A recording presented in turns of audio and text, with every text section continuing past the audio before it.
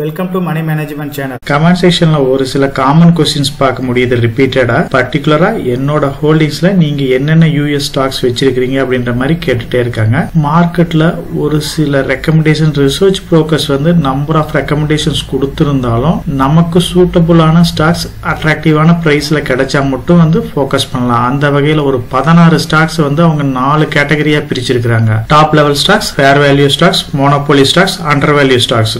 இந்த ஸ்டாக்ஸ்ல எது என்னோட ஹோல்டிங்ஸ்ல இருக்கு, எதுக்கு நல்ல ஃபியூச்சர் ஆப்பர்ச்சுனிட்டி இருக்கு அப்படிங்கறத பத்தியும் டீடைலாவே டிஸ்கஸ் பண்ணலாம். என்னோட ஹோல்டிங்ஸை பொறுத்த வரைக்கும் மேக்ஸிமம் வந்து நான் ஈக்விட்டிஸ்ல தான் என்னோட ஹோல்டிங்ஸை வச்சிருக்கிறேன். ஒரு 90% பக்கமா, ரிமைனிங் வந்து ஒரு 10% பக்கமா கோல்டு இன்வெஸ்ட்மெண்ட் மட்டும்தான் இருக்கு. அதர்வைஸ் எனக்கு வந்து டெப்ட் மார்க்கெட், அதாவது மியூச்சுவல் ஃபண்ட் இன்வெஸ்ட்மெண்ட்டோ இல்ல அதர் இன்வெஸ்ட்மெண்ட்டோ எதுவுமே கிடையாது. ஸோ மேக்ஸிமம் வந்து என்னோட ஹோல்டிங்ஸை பொறுத்த வரைக்கும் ஈக்விட்டிஸ்ல தான் இருக்கு. ஈக்விட்டிஸ்ல பர்டிகுலரா வந்து ஒன்லி லார்ஜ் கேப்ல தான் வந்து எபோவ் 95% மேல இருக்கு. ரிமைனிங் ஒரு 5% தான் வந்து ஈக்விட்டி ஹோல்டிங்ஸ்லயே வந்து மிட் அண்ட் ஸ்மால் கேப்ல இருக்கு. ஸோ அதனால முடிஞ்ச வரைக்கும் லார்ஜ் கேப் கம்பெனிஸ்ல இருக்கிறது நான் சேஃபா கன்சிடர் பண்றதுனால மேக்ஸிமம் இன்வெஸ்ட்மெண்ட்டை ஈக்விட்டில லார்ஜ் கேப் ஃபண்ட்ல தான் இன்வெஸ்ட் பண்ணிருக்கிறேன்.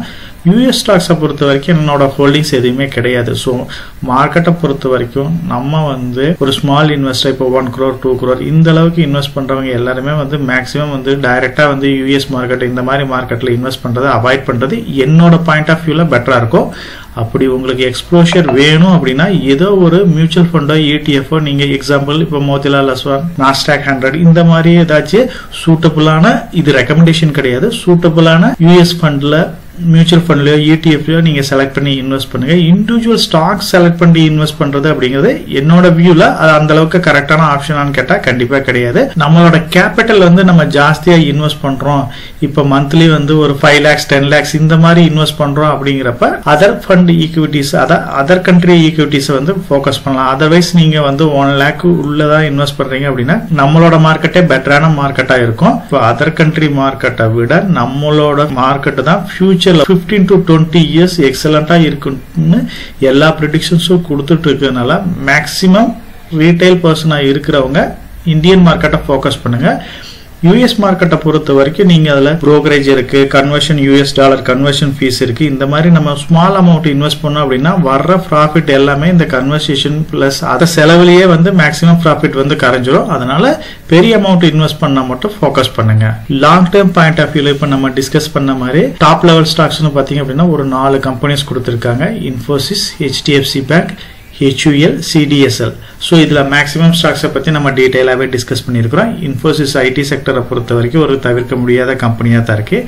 HDFC பேங்கை பத்தியும் லாஸ்ட் வீடியோலயே டீடைலாவே டிஸ்கஸ் பண்ணியிருந்தோம். 4-5 இயர்ஸ்க்கு முன்னாடி தான் HDFC பேங்க் HDFCயும் ஹவுசிங் பினான்ஸையும் மெர்ஜ் பண்ணாங்க. இந்த மெர்ஜருக்கு அப்புறம் இந்த ஸ்டாக் வந்து பர்ஃபார்ம் பண்ணாம தான் இருந்துச்சு. இப்போ லாஸ்ட் 6 மந்த்தா தான் இந்த பேங்க் வந்து ஓரளவுக்கு பெட்டரா பர்ஃபார்ம் பண்ணிட்டு இருக்கு. இப்போ ஓரளவுக்கு நல்லா பர்ஃபார்ம் பண்றதுனால கூடிய சீக்கிரம், அதாவது ஜூலை 19th வந்து HDFC பேங்கோட போர்டு வந்து கூடிய சீக்கிரம் டிவிடெண்ட் பிளஸ் போனஸ் அனௌன்ஸ்மெண்ட்டுக்கு கொடுக்கறதுக்கு நிறைய பாசிபிலிட்டிஸ் இருக்கு அப்படின்னு மார்க்கெட்ல நியூஸ் இருக்கு. FMCG செக்டரை பொறுத்த வரைக்கும் HUL வந்து ஒரு நல்ல கம்பெனியா தான் இருக்கு. ஸோ மேக்ஸிமம் வந்து இந்த 3 companies Infosys, HDFC bank, HUL வந்து என்னோட ஹோல்டிங்ஸ்ல இருக்கு. இப்ப கன்சிடர் பண்ற லெவல் அப்படின்னு பார்த்தோம் அப்படின்னா ஐடி செக்டர் வந்து கூடிய சீக்கிரம் ஒரு நல்ல ஆப்பர்ச்சுனிட்டி கொடுக்கறதுக்கு வாய்ப்பு இருக்கு.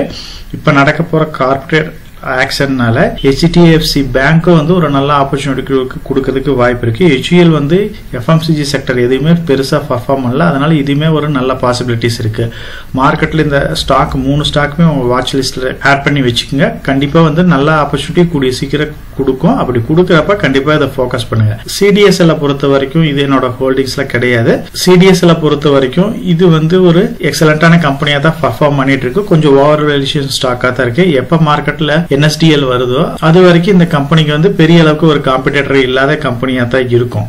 ஸோ மார்க்கெட்ல ஃபேர் வேல்யூ ஸ்டாக்ஸ் அப்படின்னா இப்ப HDFC பேங்கை பொறுத்த வரைக்கும் கொஞ்சம் வேல்யூஷன் வைஸ் காஸ்ட்லியா இருக்கு. ஆனா ICICI பேங்க் வந்து அதோட கொஞ்சம் கம்மியா இருந்தாலும் ஒரு அட்ராக்டிவான பிரைஸ்ல வந்து இருக்கு. ஸோ நம்ம டிஸ்கஸ் பண்ற பேங்கிங் ஸ்டாக்ஸை பொறுத்த வரைக்கும் ICICI bank, HDFC bank, Kotak, axis இது எப்ப ஆப்பர்ச்சுனிட்டி கிடைச்சாலுமே கன்சிடர் பண்ணலாம்.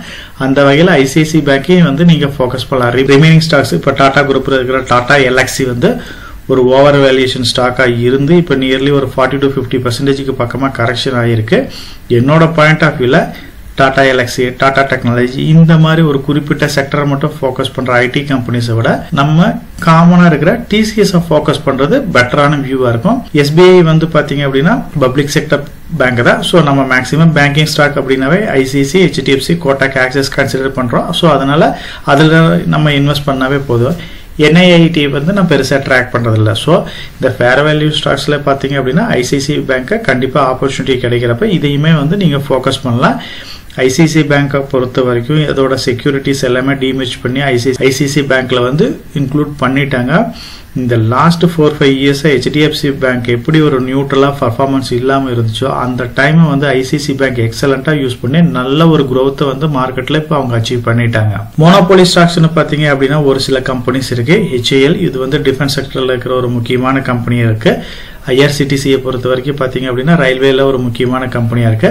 ஐடிசியை பொறுத்த வரைக்கும் சிகரெட் பிசினஸ்ல இவங்க வந்து டாமினண்டா இருக்காங்க. அதர் பிசினஸ் இருந்தாலும் சிகரெட் அப்படின்னு வர்றப்ப ஐடிசி தான் வந்து மார்க்கெட் லீடரா இருக்காங்க. நெஸ்லேவை பொறுத்த வரைக்கும் ஒரு சில ஹெல்த் கேர் ப்ராடக்ட்ல வந்து இவங்க வந்து டாப் லெவல் பிளேயரா இருக்காங்க.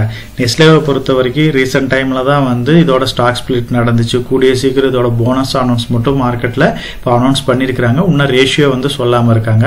ஐடிசியை பொறுத்த வரைக்கும் பாத்தீங்க அப்படின்னா இது ஸ்டார்டிங்ல இருந்து நம்ம இன்வெஸ்ட் பண்ணிக்கிட்டே தான் இருக்கோம்.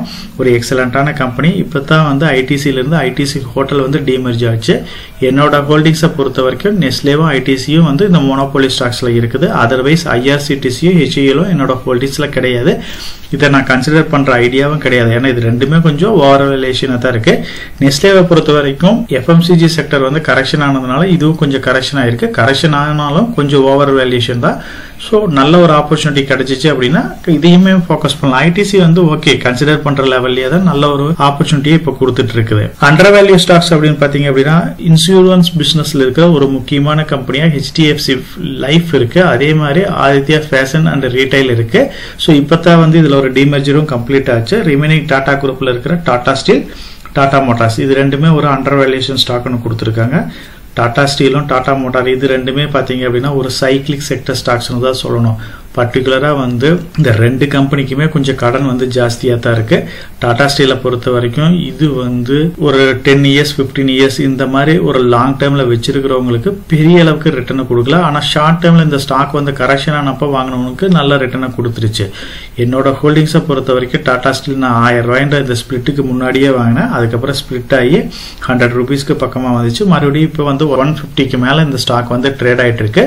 லாங் டேர்முக்கு இது நல்ல ஒரு ஃபியூச்சர் growth இருக்கிற ஸ்டாக்ஸ் தான். ஏன்னா இதுல இருக்கிற நம்பர் ஆஃப் கம்பெனிஸ் எல்லாமே வந்து மெர்ஜ் பண்ணிருக்காங்க. அதாவது லிஸ்டட் கம்பெனிஸ் அன்லிஸ்டட் கம்பெனிஸ் எல்லாமே மெர்ஜ் பண்ணி டாடா ஸ்டீல்னு ஒரு கம்பெனிக்கு கீழே கொண்டுட்டு வந்ததுனால இந்தியன் மார்க்கெட்ல இவங்க வந்து மார்க்கெட் லீடரா இருக்கிறது மட்டும் இல்லாம நல்ல growth அச்சீவ் பண்ணிட்டு இருக்காங்க. இவங்களுக்கு நெகட்டிவ் ஃபேக்டர்னு பாத்தீங்க அப்படின்னா ஃபாரின்ல இருக்கிற இவங்களோட கம்பெனிஸ் தான். அதையுமே வந்து ப்ராஃபிட் இல்லாத கம்பெனிஸ் எல்லாமே வைண்ட் அப் பண்றதுனால டாடா ஸ்டீல் வந்து வரப்போற நாட்கள்ல எக்ஸலண்டா பர்ஃபார்ம் பண்ணும். எந்த அளவுக்கு நம்மளோட இன்ஃப்ராஸ்ட்ரக்சர் டெவலப்மெண்ட் இருக்குதோ அந்த அளவுக்கு வந்து டாடா ஸ்டீலும் ஃபியூச்சர்ல பர்ஃபார்ம் பண்றதுக்கு எக்ஸலண்டான ஆப்பர்ச்சுனிட்டிஸ் இருக்கு. டாடா மோட்டார் வந்து இப்ப நல்ல கரெக்ஷன் ஆகி தான் இருக்கு. இவி செக்டரை பொறுத்த வரைக்கும் லாஸ்ட் குவார்டர் வந்து அந்த அளவுக்கு சிறப்பா இல்லை. ஏன்னா இவி செக்டர்ல நிறைய நெகட்டிவ் நியூஸ். அதாவது லாஸ்ட் இயரை கம்பேர் பண்றப்ப இந்த இயர் வந்து அந்த அளவுக்கு சேல்ஸ் இல்லாதனால டாடா மோட்டார்ஸ் வந்து நல்ல கரெக்ஷன் ஆயிருக்கு. கூடிய சீக்கிரம் டாடா மோட்டார்ல இருந்து பாத்தீங்க அப்படின்னா கமர்ஷியல் வெஹிக்கிள் தனியாகவும் பேசஞ்சர் வெஹிக்கிள் தனியாகவும் பிரிய போகுது. அப்படி பிரியறப்ப இந்த கம்பெனி வந்து ஒரு நல்ல வேல்யூஷன்ல கிடைக்கிறதுக்கு வாய்ப்பு இருக்கு. லாங் டேர்ம் பாயிண்ட் ஆஃப் வியூல டாடா ஸ்டீலும் டாடா மோட்டாரையும் ஃபோக்கஸ் பண்ணலாம். என்னோட ஹோல்டிங்ஸ்ல இந்த கம்பெனிஸ் ரெண்டுமே இருக்கு. ஸோ ஆதித்யா ஃபேஷன் அண்ட் ரீட்டைலும் சரி ஹெச்டிஎஃப்சி லைஃபும் வந்து இவங்களோட பிசினஸ் மாடல் நல்லா இருந்தாலும் இதுல வந்து கடன் கொஞ்சம் ஜாஸ்தியா இருக்கு. ஹெச்டிஎஃப்சி லைஃபை பொறுத்த வரைக்கும் பாத்தீங்க அப்படின்னா பெரிய ஒரு மூவ்மெண்ட் இல்லாம தான் இருக்கு. கொஞ்சம் இன்சூரன்ஸ் கம்பெனியை பொறுத்த வரைக்கும் ப்ராஃபிட் மேக் பண்றது அப்படிங்கிறது அவங்களுக்கு நிறைய டிஃபிகல்டிஸ் இருக்கு. ஆதித்யா பிர்லா ஃபேஷன் டிசைனை பொறுத்த வரைக்கும் பாத்தீங்க அப்படின்னா இவங்க நிறைய கடன் இருக்கிறதுனால நல்ல பிராண்ட்ஸ் இவங்களுக்கு கீழே இவங்க வந்து வச்சிருந்தாலுமே அந்த அளவுக்கு மார்க்கெட்ல வந்து இவங்க ரீச் பண்ண அளவுக்கு இவங்களோட ப்ராஃபிட் மேக் பண்ண முடியல. ரெண்டு கம்பெனியை முடிஞ்ச வரைக்கும் தள்ளி நிக்கிறது என்னோட பாயிண்ட் ஆஃப் வியூல பெட்டரா இருக்கும். என்னோட ஹோல்டிங்ஸை பொறுத்த வரைக்கும் டாடா ஸ்டீல் இருக்கு, டாடா மோட்டார் இருக்கு. ஆப்பர்ச்சுனிட்டி கிடைச்சிச்சு அப்படின்னா இது ரெண்டையுமே வந்து லாங் டேர்ம் பாயிண்ட் ஆஃப் வியூல டெஃபினட்டா வந்து கன்சிடர் பண்ணலாம். டாடா மோட்டாரை பொறுத்த வரைக்கும் இதோட டிவிஆர் டீலிஸ்டிங் ஆகட்டும், டாடா டெக்னாலஜி ஐபிஓ மார்க்கெட்ல வந்ததாகட்டும், கூடிய சீக்கிரம் டாடா மோட்டார்ல இருந்து டிமெர்ஜரி இதை பத்தி நம்ம டீடைலாவே டிஸ்கஸ் பண்ணிருக்கிறோம். மார்க்கெட்டை பொறுத்த வரைக்கும் நம்பர் ஆஃப் ரெக்கமெண்டேஷன்ஸ் வந்தாலுமே நமக்கு நம்மளோட ஹோல்டிங்ஸுக்கு எது சூட்டபிளா இருக்குமோ அந்த ஸ்டாக்கை மட்டும் நீங்க செலக்ட் பண்ணுங்க. அதர்வைஸ் நீங்க பிளைண்டா எந்த ஒரு ஸ்டாக்கையும் ஒருத்தர் சொல்றாருன்றதுக்கோசரம் கன்சிடர் பண்ணாதீங்க. ஸோ இப்போ நம்ம டிஸ்கஸ் பண்ண ஸ்டாக்ஸ்ல எது உங்களோட ஹோல்டிங்ஸ்ல இருக்கு, எதுல நல்ல ஆப்பர்ச்சுனிட்டி கிடைச்சிச்சு அப்படின்னா நீங்க அதுல இன்வெஸ்ட் பண்ணுவீங்க அப்படின்னு கமெண்ட் செக்ஷன்ல போஸ்ட் பண்ணுங்க. அது நம்ம சேனல் மெம்பர்ஸ்க்கும் சப்ஸ்கிரைபருக்கும் ரொம்ப யூஸ்ஃபுல்லா இருக்கும். நம்ம சேனல் மெம்பர் கம்யூனிட்டியில போர்ட்போலியோ அப்டேட், அதாவது என்னோட போர்ட்போலியோல என்ன ஸ்டாக் பை பண்றேன், என்ன ஸ்டாக் செல் பண்றேன், என்னென்ன சேஞ்சஸ் பண்ணிட்டு இருக்கேன், இதை பத்தி இன்ஃபர்மேஷன்ஸ் ஷேர் பண்ணிட்டு இருக்கேன். டெய்லி மார்க்கெட் அப்டேட் முடிஞ்ச வரைக்கும் போஸ்ட் பண்ணிட்டு இருக்கேன். கார்பரேட்ல என்னென்ன ஈவென்ட் இருக்கு, நம்மளோட இந்திய எக்கனாமியை பத்தி ஒரு சில யூஸ்ஃபுல்லான இன்ஃபர்மேஷன்ஸ் எல்லாமே ஷேர் பண்ணிட்டு இருக்கோம். மெம்பர் கம்யூனிட்டியில ஜாயின் பண்ணி இதை ரெகுலரா ஃபாலோ பண்ணீங்க அப்படின்னா உங்களுக்கு நாலேஜ் இம்ப்ரூவ் ஆகிறது மட்டும் இல்லாம உங்களோட போர்ட்போலியோவை ஹெல்த்தியா பில்ட் பண்றதுக்கு எல்லா வகையிலும் சப்போர்ட்டிவா இருக்கும். நான் ஒரு செபி ரிஜிஸ்டர்ட் அட்வைசர் கிடையாதுங்க. நம்ம சேனல்ல போடுற வீடியோக்கள் எல்லாமே பாத்தீங்கன்னா எஜுகேஷனல் ஆர் இன்ஃபர்மேஷன் பர்பஸ்க்கோசரம் போஸ்ட் பண்ற வீடியோக்கள் தாங்க. இன்வெஸ்ட்மெண்ட்னா கண்டிப்பா ரிஸ்க் இருக்கும்.